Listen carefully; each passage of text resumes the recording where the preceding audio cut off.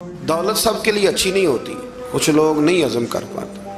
ایک حدیث پاک ہے، نبی کریم علیہ السلام نے فرمایا اگر اللہ کچھ لوگوں کو دولت دے دے تو وہ سرکش ہو جائے۔ ہاں، کچھ لوگ ایسے ہیں جن کے پاس اگر دولت ہو تو عیاش ہو جائے، جانے وہ کیا کچھ کر ڈالے۔ ہر ایک کے لیے اچھی نہیں ہوتی۔ قارون کو دولت مل گئی، اتنا بڑا خزانہ تھا اس کے پاس کہ قرآن کہتا ہے کہ ایک جماعت مل کے صرف خزانے کی چابیاں اٹھاتی تھی۔ یعنی یہ معاذ اللہ کوئی گپ نہیں، یہ قرآن مجید نے بیان فرمایا ہے۔ تو حضرت سیدنا موسیٰ علیہ السلام نے کہا زکوٰۃ دو۔ زکوٰۃ کے معاملے میں لوگ حیل و حجت سے کام لیتے ہیں، غریب ہو جاتے ہیں، اور کچھ ایسے ہیں جو مسائل جاننے لگ گئے ہیں تو اب انہوں نے اور معاملات کرنے شروع کر دیے۔ اگر گھر کے اندر 10 تولے زیور پڑا ہے تو 5 تولے کا اماں کو مالک بنا دیا، 5 کو بیوی کو مالک بنا دیا، تاکہ 7.5 تولے کی کوئی بھی مالک نہ رہے۔ گنجائشیں نکالتے، زکوٰۃ سے بچتے۔ اللہ تبارک و تعالیٰ معاف کرے، بہانے بازی کرتے۔ اس کو کہا زکوٰۃ دو تو کہنے لگا آپ کی تو میرے مال پہ نظر ہے۔ آپ نے فرمایا تو بڑا بیوقوف ہے، مال تجھے اللہ نے دیا ہے نا۔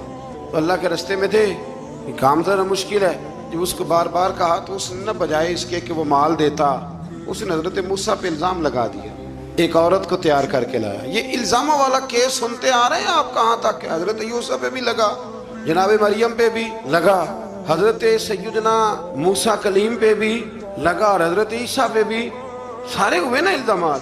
آپ کیا بات کرتے ہیں؟ الزام لگانا، بہتان ترازی کرنا، اور ہمارے یہاں اچھی بات دیر سے پھیلتی ہے، بری خبر وہ جلدی پھیل جاتی ہے۔ ایک عورت کو تیار کر کے لایا معاذ اللہ تعالیٰ حضرت موسیٰ پر الزام لگانے کے لیے، اور جب وہ بی بی آپ کے سامنے لا کے کھڑی کی تو حضرت موسیٰ نے جلال فرمایا تجھے قسم ہے اللہ کی عزت کی، سچ سچ بتا معاملہ کیا ہے۔ تو وہ خاتون کانپنے لگی، کہنے لگی میں موسیٰ کلیم کے سامنے کیسے کھڑی ہو سکتی، مجھے تو اس نے پیسے دے کے تیار کیا۔